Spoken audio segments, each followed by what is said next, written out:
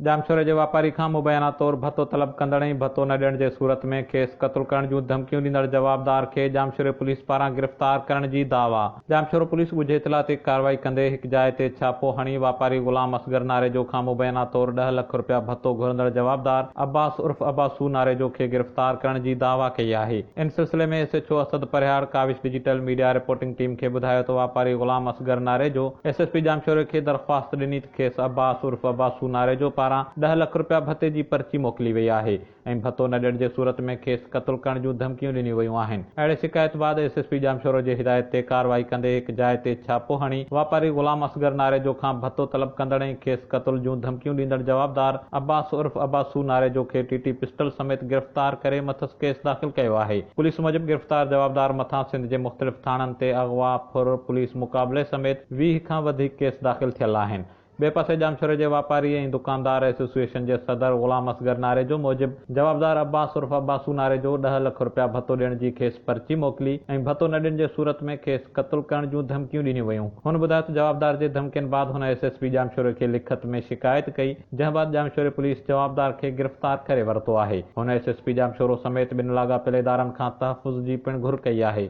अज़ीम बारे जो Kawish digital media reporting team Jamshoro.